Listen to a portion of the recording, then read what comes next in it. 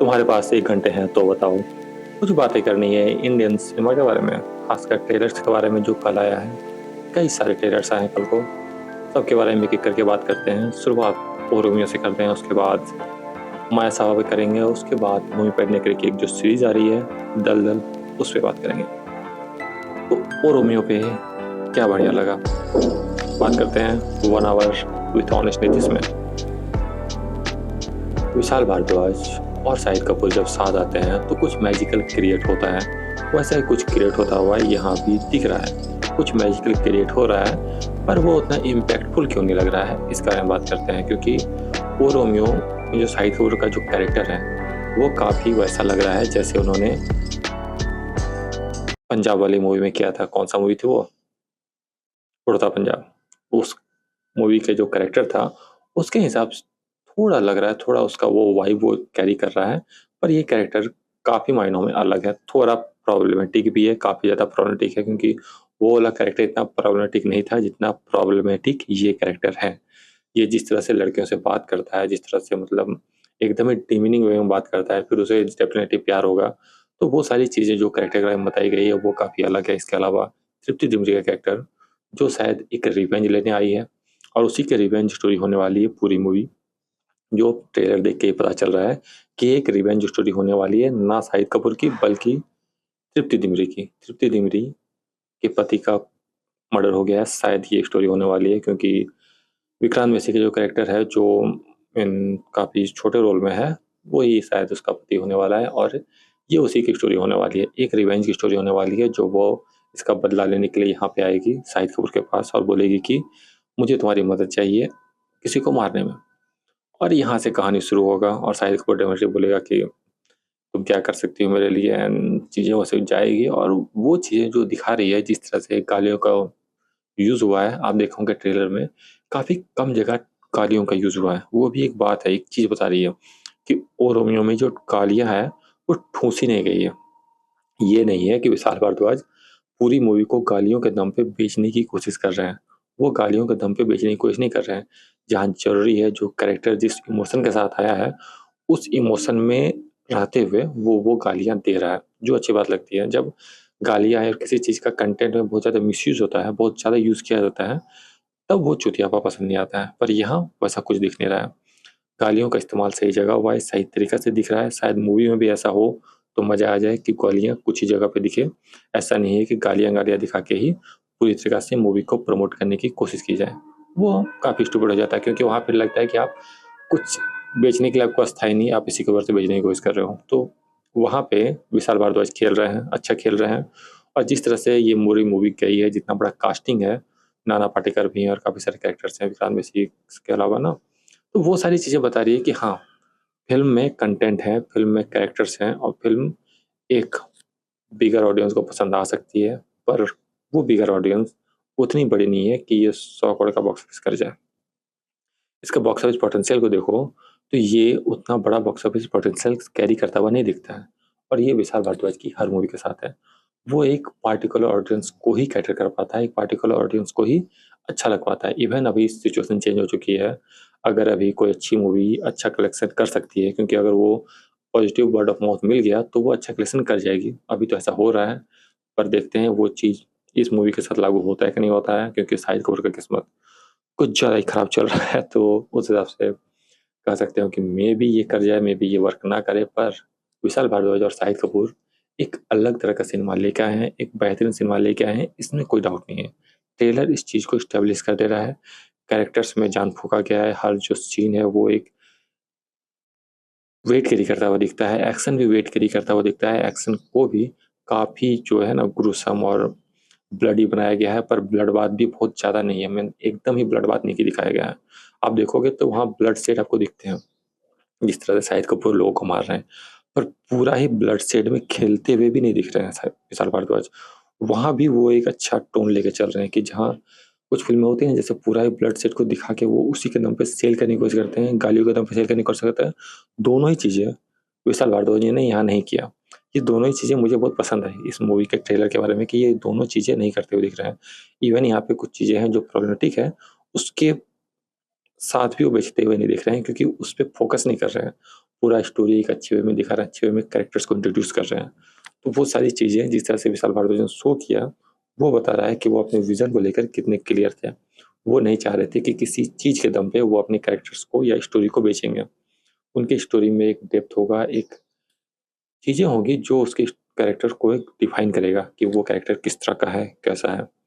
ये चीज़ें विशाल भारद्वाज को विशाल भारद्वाज बनाती है और शाहिद कपूर जिस तरह से कैरेक्टर को प्ले करते हैं और बाकी सारे जिस तरह से कैरेक्टर्स लिए गए हैं, जिस तरह से एक्टर्स को लिया गया है कैरेक्टर्स को प्ले करने के लिए, वो भी काफ़ी मतलब मंझे हुए कैरेक्टर्स को लिया है, जो विशाल भारद्वाज हमेशा करते हैं।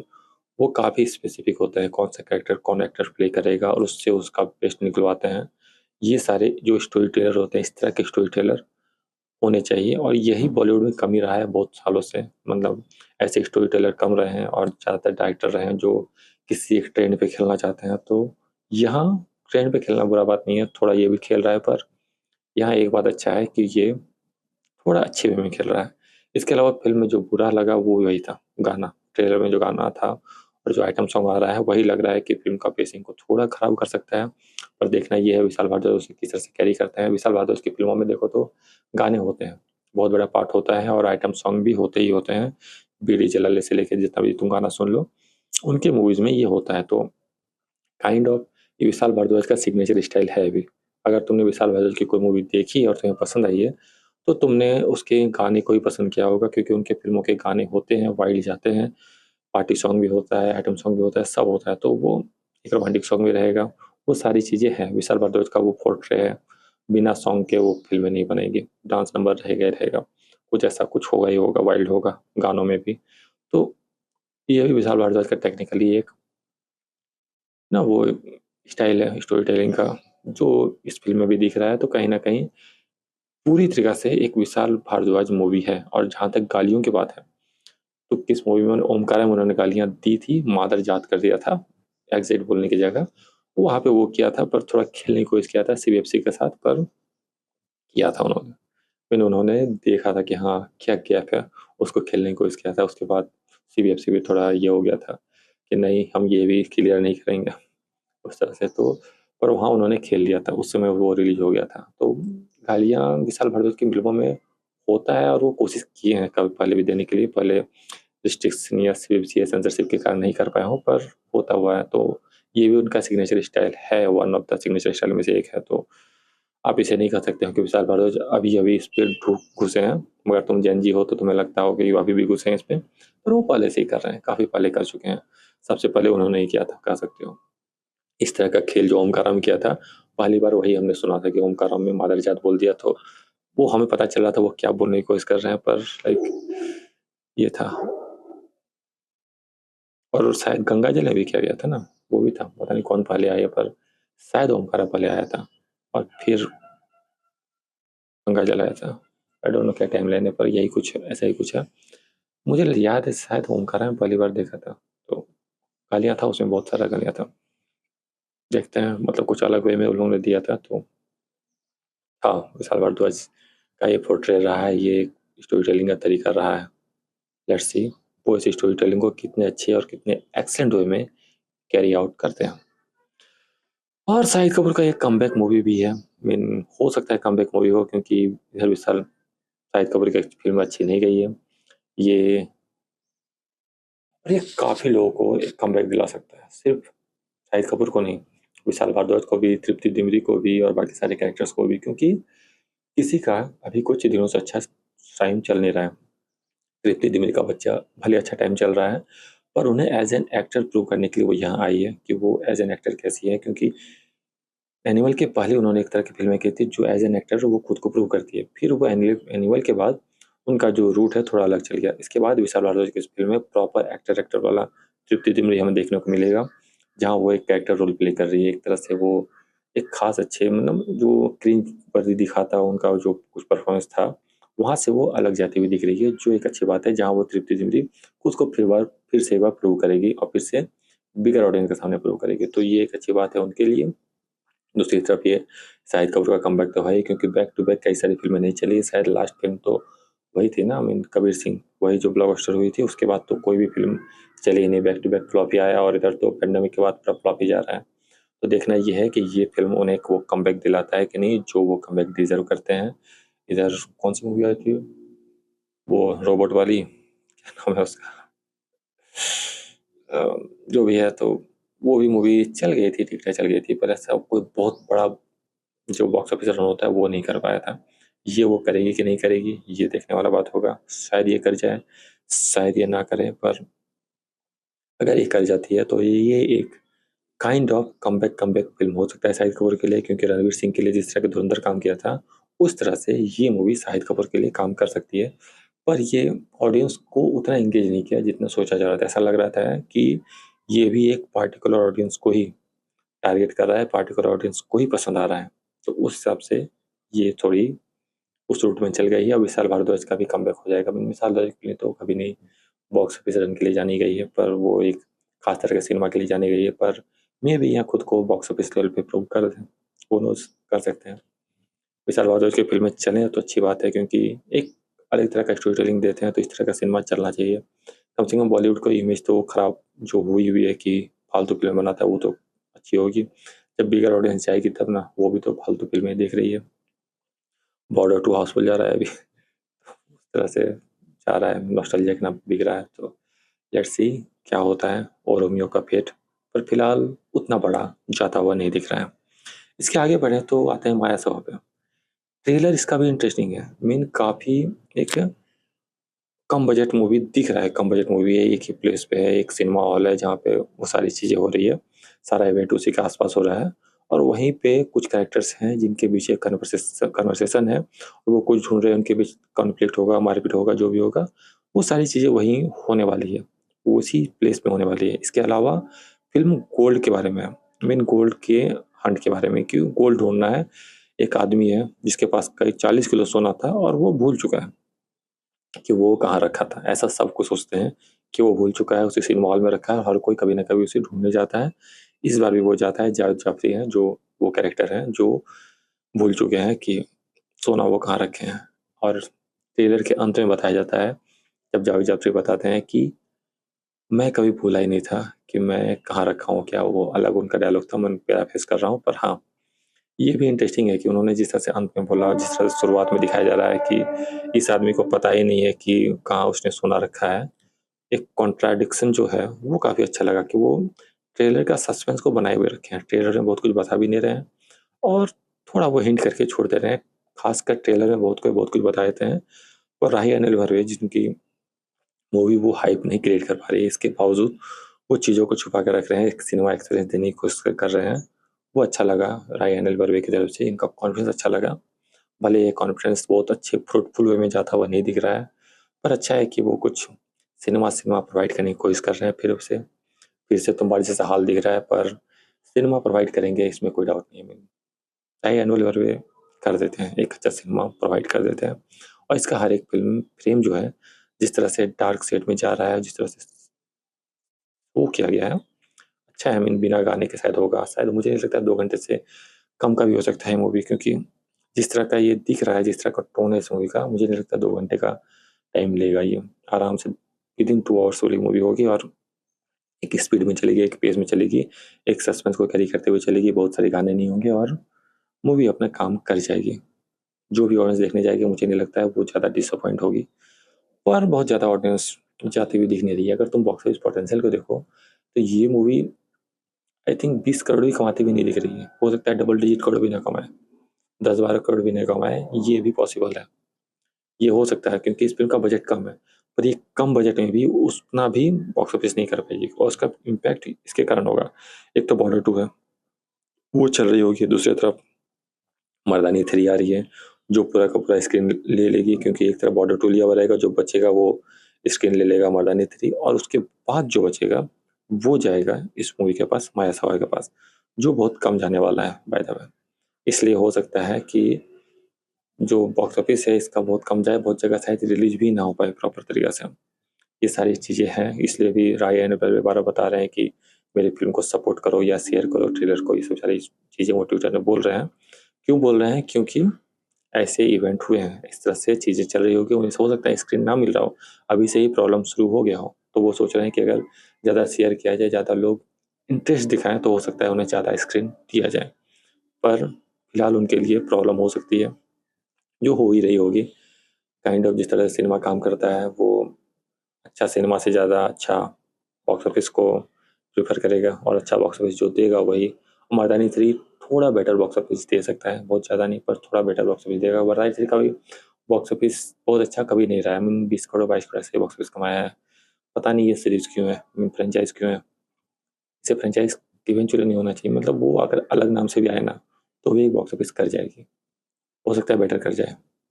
पर मर्दानी फ्रेंचाइज हमेशा से एक अच्छा सिनेमा दिया है, पर बॉक्स ऑफिस नहीं दिया है। आई थिंक बॉक्स ऑफिस के कारण ही आप फ्रेंचाइज बनाते हो ना, पर पता नहीं क्यों वो फ्रेंचाइज बना रहे हैं। मे बी आदित्य चोपड़ा की वाइफ है इसलिए इसे कैरी आउट करना जरूरी है, नहीं तो वाइफ बुरी मान जाएगी। जो भी है, पर इस तरह से भी वो देख रहे हैं चीज़ों को। मर्दानी एक बॉक्स ऑफिस कर सकती है, एक लेवल ऑफ बॉक्स ऑफिस कर सकती है, एक लेवल ऑफ स्क्रीन उसे दिया जाएगा, क्योंकि वायर अप का रेपुटेशन बहुत अच्छा है सिनेमा ओनर्स के बीच, इसलिए भी उन्हें स्क्रीन आराम से मिलने में कोई प्रॉब्लम नहीं होगा। ये एक बात कन्फर्म मानो। अब इसके आगे बढ़े तो आता है दलदल के ट्रेलर पे, जो भूमि पेडनेकर की मूवी है। ये भी खुद को बहुत ज़्यादा छुपा के रखती है। एक तो सीरियल किलिंग दिखा रहा है कि सीरियल किलिंग हो रहा है, इस पे कोई रिपोर्ट भी कर रहा है, कोई जर्नलिस्ट है, कोई है, वो रिपोर्ट भी कर रही है। दूसरी तरफ पुलिस अफसर है भूमि पेडनेकर, जो एक अलग ही मतलब दुनिया में है। वो थोड़ी डिल्यूजनल है या फिर थोड़ी अलग मेंटलिटी की है, पता नहीं क्या है, पर वो अलग तरीका से सोचती तो है। उनका कोई ट्रॉमा जो है पास्ट का, जो उसे खा रहा है, जिस तरह से वो ट्रॉमा से जूझ रही है, और इसी के कारण इस तरह से दिखाया जा रहा है कि मे बी वही हो जो लोगों को मार रही हो, क्योंकि जिस पुलिस अफसर पे केस आया है कि वो इसे सॉल्व करेगी, अगर वही पुलिस अफसर लोगों को मार रही होगी तो मतलब एक अलग लेवल का स्टोरी टेलिंग हो सकता है। मुझे नहीं लगता है ये मूव सीरीज जो है सस्पेंस थ्रिलर पे खेलने वाली है। ये सस्पेंस थ्रिलर नहीं होने वाला है। ये शुरुआत में ही बता देगा शायद कौन मार रहा है, और फिर दिखाएगा कि वो किस तरह से खुद को छुपा रही है, किस तरह से वो कभी रिवील नहीं हो रही है। और काफ़ी वो अलग टोन लिया हुआ है पूरा मूवी, पूरा ट्रेलर, सीरीज का ट्रेलर, क्या बोल रहा हूँ, मूवी सीरीज का ट्रेलर प्राइम में आ रहा है, और ज़्यादा दिन भी नहीं है। 30 तारीख को ही आ रहा है, तो ज़्यादा वेट भी नहीं करना है। और हाँ, इस सीरीज के साथ यही होता है कि वो प्रमोट नहीं होता है शुरुआत में, मूवी सीरीज के रिलीज के पहले, पर सीरीज रिलीज के बाद धीरे धीरे उसका वर्ड ऑफ माउथ बनता है, और धीरे धीरे उससे तो यहाँ पर जो प्रमोशनल मटेरियल है आपको देखने को मिलता है, इंटरव्यूज देखने को मिलती है, मीडिया इंटरव्यूज चलते हैं, वो उस रिलीज के बाद चलता है। जनरली रिलीज के बाद चलता है। यही कुछ जो पॉइंट है जिस तरह से प्रमोट किया जाता है, वो यही प्रमोशन तरीका चुनते हैं, रेदर देन जो हॉलीवुड में चलता है या उधर चलता है, वहाँ पे पहले प्रमोट होता है, यहाँ पे बाद में प्रमोट होता है। हर इंडियन सीरीज उसका पोटेंशियल देख लिया जाता है, कितना ऑडियंस इसके लिए एक्साइटेड है, उस हिसाब से फिर उसको प्रमोट किया जाता है। तो वो भी एक अच्छा तरीका है। फालतू में प्रमोट करने से अच्छा है, फालतू में कुछ बताने से अच्छा है, ओवर एक्साइट करने से अच्छा है कि आराम से धीरे धीरे प्रमोशन किया जाए। दैट्स अ गुड स्ट्रेटजी जो वो दलदल के साथ वो कर रहे हैं, क्योंकि कोई भी नया सीरीज जब आता है तो उसे इसी तरह से प्रमोट किया जाता है। बहुत कम ही होते हैं जिसे बहुत वाइल्ड में प्रमोट किया जाता है, और वो जनरली किसी नेपोटिज्म की फिल्म होती है या सीरीज होती है। जैसे बैट्स ऑफ बॉलीवुड को किया गया था, कुछ ज़्यादा ही प्रमोट किया गया था। उसके पहले कौन थी, सुहाना खान की जो मूवी थी उसे प्रमोट किया गया था बैडली। तो वो सारी फिल्में ही होती है जिसको, या सीरीज होती है जिसको प्रमोट किया जाता है। बाकी सीरीज को या फिल्म को आराम से बाद में प्रमोट किया जाता है, और उसका कंटेंट उसे प्रमोट करता है, तो ये एक अच्छी चीज़ होती है उसके लिए। कोई बुरी चीज़ तो है नहीं कि आपका कंटेंट आपका प्रमोशन करे, आपके कंटेंट ही आपके लिए पीआर का काम करे। ये भी एक ग्रेट स्ट्रेटजी है, काइंड ऑफ ग्रेट स्ट्रेटजी है। अब प्राइम वीडियो पे ये सीरीज कितना एक्सलेंट जाता है पता नहीं, पर फिलहाल ट्रेलर तो काफ़ी एक्सलेंट गया है। भूमि पेडनेकर वेब सीरीज, इधर कुछ वेब सीरीज पूरी बनाया था शायद भूमि पेडनेकर ने, एक वेब सीरीज तो था, नाम भी याद नहीं, इतना बुरा था वो। तो ये प्रॉपर भूमि पेडनेकर वाली सीरीज है। वो लीड में है, पिछली बार में लीड में नहीं थी। तो आई थिंक इस तरह का सीरीज भूमि पेडनेकर को करना चाहिए। अगर ये चल गई तो इसका सीजन 2 सीजन 3 में भी आए, क्योंकि पोटेंशियल तो रखता है ये सीरीज। और यही है ना, ग्रीन लीड नहीं होता है बहुत जल्दी अगला सीजन, इसके कारण 2 साल 3 साल लग जाता है। ये भी एक बहुत बड़ी प्रॉब्लम है। बैक टू बैक सीजन आए किसी सीरीज के तो मजा आ जाए। फैमिली मैन के नहीं आ रहे हैं, बताओ। प्राइम वीडियो पे नेटफ्लिक्स ऐसा कर रहा है। I think back to back season आने चाहिए। अगर इस तरह से आए ना तो मजा आ जाएगा कि, और अगर ये लिमिटेड सीजन वाली सीरीज़ हुई, तो ये भी एक अलग वे हो सकता है। मुझे नहीं लगता लिमिटेड सीरीज़ में जाएँगे, क्योंकि जिस तरह का वो स्टार कास्ट लेके चले, मूवी पेडनेकर को लेके आए हैं, वो चाहेंगे कि 1-2 सीज़न और बनाएँ। ऐसे ही लिमिट नहीं करेंगे एक ही सीज़न में। पर वही है ना, सीज़न बहुत लेट से आता है। अगर आया भी, आपको पसंद भी आ गया और सीज़न 2 के वेट भी करोगे तो 2-3 साल वेट करना पड़ेगा। पर ईयर वाला हिसाब हो ही नहीं पा रहा है, पता नहीं क्यों?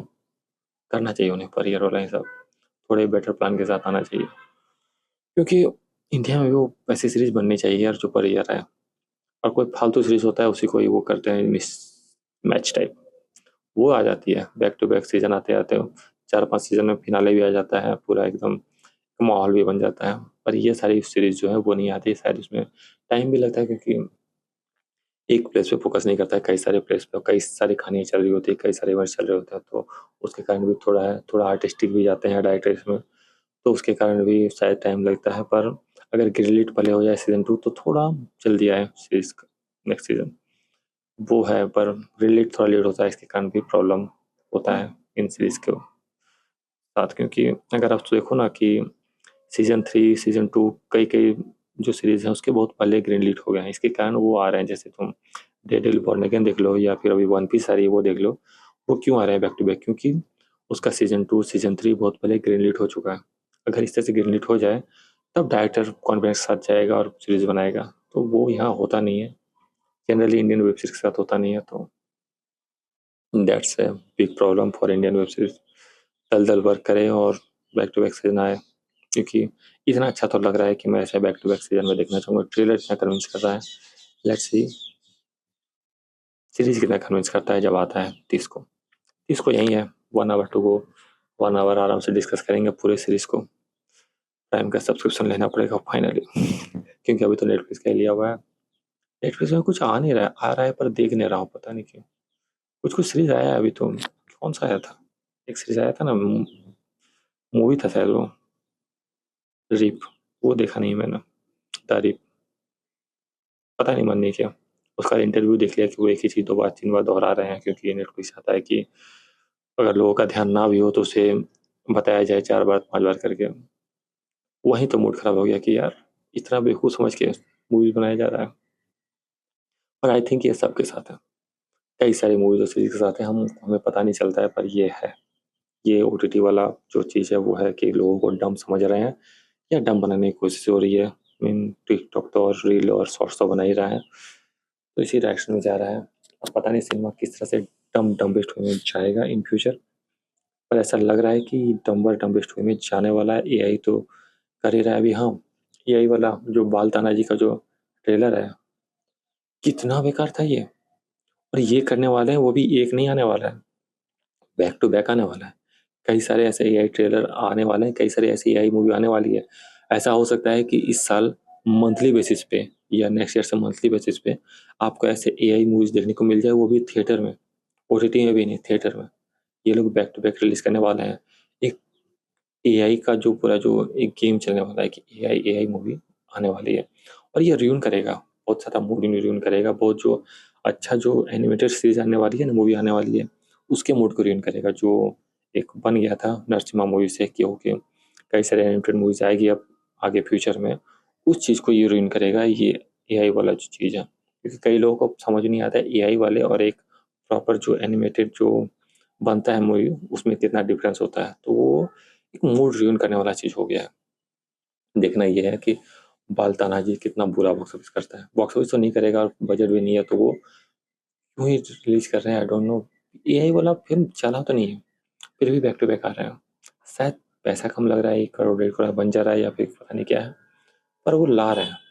कुछ तो उनकी स्ट्रेटजी है, कुछ तो डम डम अराउंड इसको वो कैटर कर जा रहे हैं, या फिर वो सोच रहे हैं कि इन फ्यूचर कैटर कर जाएंगे। आई डोंट नो वो क्या स्ट्रेटजी लेके चल रहे हैं, ये एक सोचने वाली बात है। ये एक डिस्कशन करने वाली बात है कि मूवीज चली नहीं है पर फिर भी वो बना रहे हैं ना। बॉलीवुड तो कुछ ज़्यादा ही बना रहा है, हॉलीवुड भी बना रहा है, तो ये कर क्यों रहा है ऐसा? कौन से ऑडियंस को कैटर कर रहे हैं? शायद बच्चों को कैटर कर रहे हैं। मुझे नहीं लगता बच्चे भी देखेंगे, क्योंकि ये तो थोड़ा वायलेंट भी जाएगा, तो बच्चे तो नहीं देखेंगे। पर किस ऑडियंस को कैटर करने के लिए बनाया गया ये? और ये अगर ये ग्रोन अप को डम समझ कर बनाया जा रहा है, तो सोचने वाली बात है कि उनके पास डाटा तो है, और अगर उनके पास कोई डाटा है जो ये बता रहा है कि ये चल सकती है इन फ्यूचर, तो ये काफ़ी कुछ बता रहा है कि चीज़ें कितनी डम जाने वाली है इन फ्यूचर, कितने डम्बेस्ट वे में एक्चुअल लाइव एक्शन मूवी भी बन सकती है एआई का यूज़ करते हुए। और हो सकता है लोग पता भी नहीं कर पाएँ कि एआई इससे बना हुआ है। अगर वो पता ना चले ना तो ज़्यादा अच्छा है, पर यहाँ तो पता चल रहा है कि एआई से बना हुआ है और बेकार है। आई थिंक थोड़ा इम्प्रूव कर जाए तो मे बी, पर नहीं करेगा यार। वो यही करता है ना, थोड़ा एस्थेटिक एस्थेटिक लेता है, कुछ वो क्रिएटिव नहीं कर पाएगा। जो हो चुका है उसी को वो रेप्लिकेट करने की कोशिश करता है, तो वो कुछ अलग प्रोवाइड नहीं करता है। इन जनरल वो अलग प्रोवाइड नहीं करता, वो चोरी ही करता है इन अ वे। तो उस हिसाब से कह सकते हैं कि एआई फ़िल्में बुरी होती है, अगर वो बॉक्स ऑफिस कर भी जाए, अगर खुद को कन्विंसिंग बना भी ले, तब भी वो उतनी अच्छी नहीं बनेगी, उतना अच्छा काम नहीं होगा, क्रिएटिवली बहुत अच्छा नहीं है। आप एक क्रिएटिव वर्क देखोगे वो ज़्यादा अच्छा है रेदर देन किसी एआई का क्रिएटिव वर्क, वो ज़्यादा अच्छा वर्क करेगा। लेट्स सी एआई वाला ये जो पूरा जो चल रहा है ये कितना चलेगा, क्योंकि एआई एक बबल तो बन गया था जो बस्ट हो रहा है टेक्निकल फील्ड में। अब मूवीज में कब बस्ट होगा ये देखने वाला होगा। जब बहुत बुरा बॉक्स ऑफिस जाएगा ना, बहुत बैड लेवल पे जाएगा, तब ये शायद बस्ट करे, या फिर कई बस्ट ना करे, हो सकता है डोमिनेट ही कर जाए। अब बात प्रमोशनल स्ट्रेटजी की भी करते हैं, क्योंकि प्रमोशनल स्ट्रेटजी काफ़ी बेकार गई है बीते कुछ सालों में बॉलीवुड मूवीज़ का। काफ़ी वो शॉर्ट टर्म प्रमोशनल प्लान लेके चलते हैं जो उनके हाइप को हैम्पर भी करता है, पर पता नहीं वो देख क्यों नहीं पा रहे हैं। काफ़ी शॉर्ट टर्म प्रमोशनल प्लान लेके चलते हैं क्योंकि रील और शॉर्ट्स का ज़माना है, तो लोग ज़्यादा जल्दी भूल जाएंगे चीज़ों को, इसके कारण शॉर्ट टर्म प्रमोशनल प्लान चलता है। पर इसके कारण वो कुछ भी ड्रॉप नहीं करते हैं 2 महीने 2.5 महीने पहले। ये काफ़ी बुरा है क्योंकि इतना शॉर्ट टर्म प्लान लेके चलेंगे, अगर इतना कम बिलीव रखेंगे अपनी कंटेंट पे कि इसे लोग याद नहीं रखेंगे, तो कैसे चलेगा? किस तरह से आपका जो मूवी है हाइप जनरेट करेगा? अब धुरंधर को ही देख लो, 3 महीने या 4 महीने पहले उन्होंने ड्रॉप किया एक टीजर, जिसने हाइप जनरेट किया स्लोली स्लोली स्लोली, और फिर जब ट्रेलर आया तो हाइप प्रॉपर जनरेट हो चुका था। जब मूवी आई तो हाइप एकदम पीक पे था। पर अगर आपका सिनेमा में कुछ बात है, आपकी मूवी में कुछ बात है, तो आपको 2 या 3 महीना पहले प्रमोशनल कुछ ड्रॉप कर देना चाहिए। 1-2 महीने का प्रमोशनल प्लान तो कम से कम चलना चाहिए, जो पहले से लेके चलते थे। अब वो भी लेके नहीं चल रहे हैं ये लोग।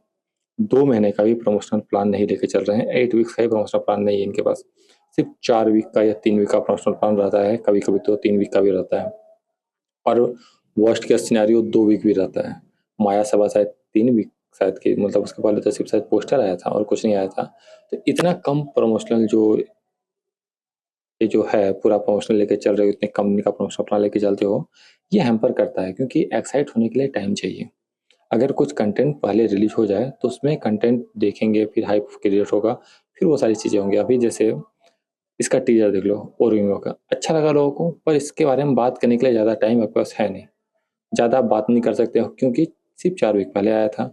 अब फिर थोड़े दिन पहले अभी कल को ट्रेलर आ गया, तो अब टीजर बात किए, टीजर पे बात अभी खत्म हुआ भी नहीं था, ट्रेलर ड्रॉप हो गया, इसके बीच में गाना ड्रॉप हो गया, क्योंकि इतना कम स्पेस में वो प्रमोशन कर रहे हैं, तो इसके कारण उन्हें बैक टू बैक कुछ ना कुछ ड्रॉप होते रहना पड़ रहा है।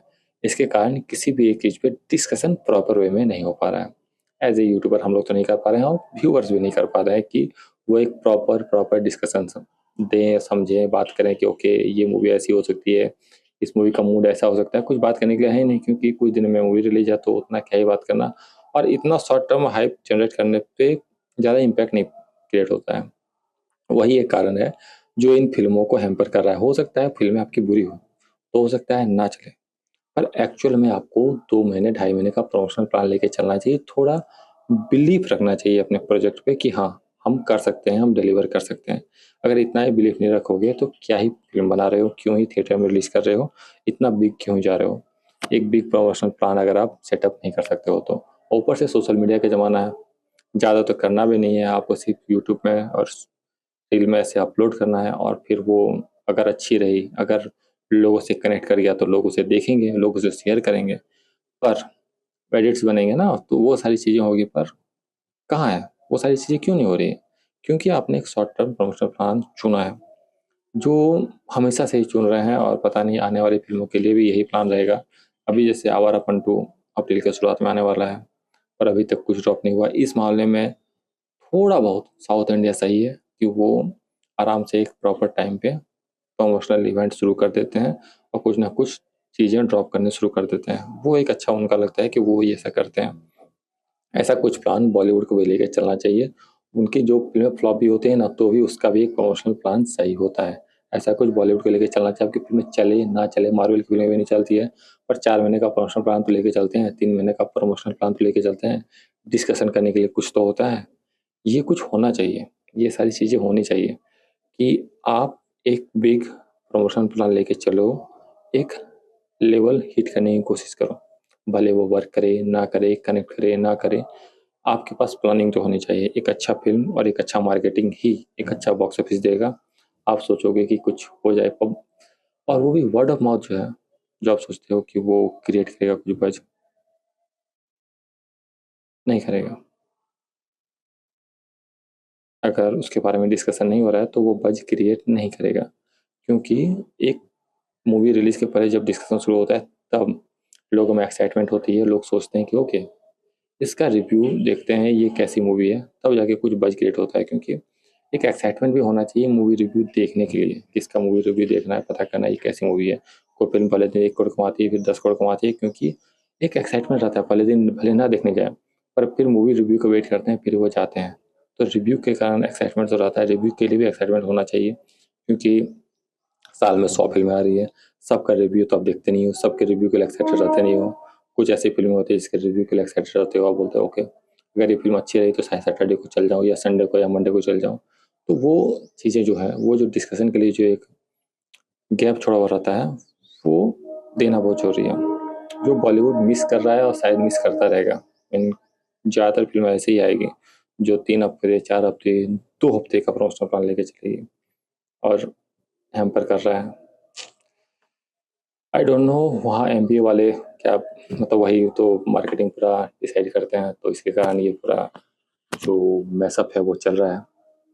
पर अगर उनसे हट के थोड़ा फैंस का सुना जाए, क्योंकि तुम सोचो ना, वो रोमियो के लिए एक्साइटमेंट था, बहुत पहले से था, और लोग चाह रहे थे इसका कोई कंटेंट आए, कुछ आए। लोग इंतजार कर रहे थे और कुछ आया नहीं। अभी अगर आवारापन 2 को मान लो, एग्जांपल लें, आवारापन 2 को अगर बॉक्स ऑफिस करना है, तो उसे अभी कुछ ड्रॉप कर देना चाहिए, टीजर वीजर कुछ ड्रॉप कर देना चाहिए। पर वो नहीं करेंगे, नहीं करेंगे। वो सिर्फ 4 हफ्ते पहले करेंगे, क्योंकि उन्हें अपने प्रोजेक्ट में इतना ही भरोसा है। 4 हफ्ते पहले करेंगे और उसी के बीच वो जो करने की कोशिश करेंगे, जो प्रमोशनल प्लान चलेगा उसी के बीच चलेगा। एक शॉर्ट टर्म हाइप जनरेट करके वो बॉक्स ऑफिस करने की कोशिश करेंगे, जो काम कर रहा है, पर काफ़ी कम मोमेंट्स पे। हो सकता है जहाँ काम कर रहा है वहाँ और बेटर काम करता, अगर वो प्रॉपर टाइम पे कुछ ड्रॉप करते तो। आवारापन 2 और बाकी सारी फ़िल्में जो है उसके लिए भी थोड़ा एक्साइटमेंट जो कम है उसको हाइप अप करना चाहिए यार। आवारापन 2 का कुछ कंटेंट आ जाना चाहिए अभी तक। मीन अप्रैल के अगर सेकंड वीक में या फर्स्ट वीक में वो अगर आ रहे हैं और रिलीज डेट कंफर्म ही है, उसी डेट पे आ रहे हैं, तो उन्हें कुछ ना कुछ ड्रॉप कर देना चाहिए। और हाँ, एक और बात, अभी बॉर्डर 2 को लेकर एक बात सामने आई। बॉर्डर 2 के जो मेकर्स हैं, जो उनका कोई टॉक्सिक कनेक्शन है, मीन वो टॉक्सिक को भी डिस्ट्रीब्यूट करने वाले हैं और बॉर्डर 2 को भी डिस्ट्रीब्यूट कर रहे हैं। तो वो नॉर्थ में जो है बॉर्डर 2 के डिस्ट्रीब्यूशन जब कर रहे हैं, तो वो थिएटर जो चेन्स है उन्हें एक बात बोल रहे हैं कि मैं तुम्हें बॉर्डर 2 तभी दूंगा जब तुम ये प्रॉमिस करो कि तुम अपने थिएटर में टॉक्सिक रिलीज करोगे, धुरंधर 2 नहीं। और सब ने मना कर दिया, सारे थिएटर चेन्स ने मना कर दिया कि हम ऐसा कोई प्रॉमिस नहीं करेंगे, क्योंकि धुरंधर 2 बहुत बड़ी फिल्म है, हम उससे थिएटर देंगे, उसे स्क्रीन देंगे और उसे प्रॉपर स्क्रीन देंगे कंपेयर टू टॉक्सिक। क्योंकि बॉक्स ऑफिस जो देगा, जो थिएटर हाउसफुल करेगा, वो उसे ही प्रेफर करेंगे ना। ऐसे तो आप नहीं बोल सकते हो कि वो बॉर्डर 2 के कारण आप मुझे दे दो। तो वो बोल दिया कि बॉर्डर 2 दो या ना दो, हम धुरंधर 2 चलाएंगे, आप डिसाइड कर लो। इसके कारण अब जो डिस्ट्रीब्यूटर हैं उन्हें झुकना पड़ रहा है। जैसा रिपोर्ट्स आई हैं उसके बारे में बात करते हैं, तो वही है, यही रिपोर्ट्स आ रहे हैं। अब ये काफ़ी बढ़िया है कि सिनेमा ओनर्स को कितना बिलीव है धुरंधर 2 पे कंपेयर टू टॉक्सिक, की टॉक्सिक एक ही दिन आ रही है, पर उन्हें विश्वास है धुरंधर 2 पे, जो काफ़ी कम देखने को मिलता है। इतना ज़्यादा बिलीव किसी मूवी पे बहुत कम देखने को मिलता है। तो धुरंधर 2 रिलीज करने के लिए एक्साइटेड हैं, ना कि टॉक्सिक। अगर उन्हें टॉक्सिक ना भी मिले उन्हें चलेगा, पर वो धुरंधर 2 को रखेंगे, क्योंकि धुरंधर 2 सोचो ना, 6 वीक 7 वीक तक हाउसफुल गया है, तो उसे वो कैसे नहीं वो करेंगे। अभी धुरंधर 1 जितना इतना बॉक्स ऑफिस दिया, धुरंधर 2 भी देगा, तो वो क्यों नहीं इसे प्रेफर करेंगे रेदर देन कोई और मूवी जो शायद चल जाए या शायद ना चले। इन चक्करों में वो क्यों फंसना चाहेंगे, जब एक ऐसी मूवी आ रही है जो श्योर शॉट ब्लॉकबस्टर है, जो श्योर शॉट थिएटर को हाउसफुल बोर्ड लगवा के देगी। इसलिए ये जो पूरा जो तिकड़म चल रहा था टॉक्सिक को रिलीज करने का बिग वे में या बिग स्क्रीन में, और ज़्यादा स्क्रीन काउंट दिया जाए उसे, वो तिकड़म काम नहीं किया। क्योंकि वो तिकड़म काम तभी करता है जब कंपटीशन बराबर हो। या कंपटीशन बराबर है नहीं, खासकर नॉर्थ में तो बराबर है नहीं। धुरंधर 2 एक तरफ है, टॉक्सिक काफ़ी छोटा चंक लेने वाला है। अगर ये दोनों साथ रिलीज नहीं होते तो शायद टॉक्सिक बड़ा चंक लेता, पर साथ आ रहे हैं, इसका मतलब ये है कि नॉर्थ में टॉक्सिक का कोई भी बॉक्स ऑफिस बड़ा नहीं जाने वाला है, बहुत ही लेस जाने वाला है। और अगर टॉक्सिक नॉर्थ में सही नहीं गया बॉक्स ऑफिस, तो वो प्रॉफिटेबल भी नहीं साबित होगा। अभी ट्विटर में देख रहा था, किसी ने क्या बॉक्स ऑफिस गेस किया कि टॉक्सिक 1400 करोड़ कमाएगी वर्ल्ड वाइड और धुरंधर 2 900 करोड़ कमाएगी वर्ल्ड वाइड। इतने डिल्यूजन में कोई था, मीन अभी भी देखा मैंने, तो वो तो उसे पता चल जाएगा। मीन मुझे नहीं लगता है कि टॉक्सिक 700 करोड़ भी कमाएगी, और उन्हें 1400 करोड़ लग रहा है। और दूसरे उन्हें लग रहा है कि धुरंधर 2 900 करोड़ कमाएगी, जबकि वो श्योर शॉट 1000 करोड़ मूवी है। भले वो धुरंधर 1 जितना नहीं कमा पाएगी, इतना मैं भी बिलीव करता हूँ कि धुरंधर 1 जितना बॉक्स ऑफिस शायद ना जाए, 1300 या 1400 करोड़ ना जाए, पर 1200 करोड़ 1100 करोड़ कहीं नहीं जा रहा है। मीन वहाँ तो वो जा ही रहे हैं। और धुरंधर 2 का बॉक्स ऑफिस थोड़ा अलग वे में काम करेगा धुरंधर 1 के कंपेरिजन में। धुरंधर 1 क्या था कि पहला वीकेंड थोड़ा ढीला गया, उसके बाद वो पिकअप किया। धुरंधर 2 होगा जो पहला वीकेंड बहुत बड़ा जाएगा, बहुत बड़ा जाएगा, पहला वीक बहुत बड़ा जाएगा, और उसके बाद वो आराम से स्लोली चलेगा। तो कंपेरेटिवली थोड़ा धुरंधर 2 अलग वे में वर्क करने वाला है और काफ़ी थिएटर को हाउसफुल रखने वाला है। तो टॉक्सिक के मेकर्स को एक अलग वे में सोचना पड़ेगा। अगर वो साउथ में कर रहे हैं तो साउथ में तो कर लेंगे, मगर उनका वो नॉर्थ प्लान भी है, अगर कोई नॉर्थ इंडिया में रिलीज करने का और बिग जाने का अगर बिग एक्सपेक्टेशन है, तो उन्हें रिलीज डेट पोस्टपोन करना होगा, क्योंकि नहीं मिलेगा।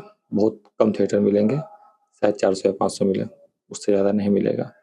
और सारे थिएटर जो हैं वो धुरंधर 2 लेके जाएगा।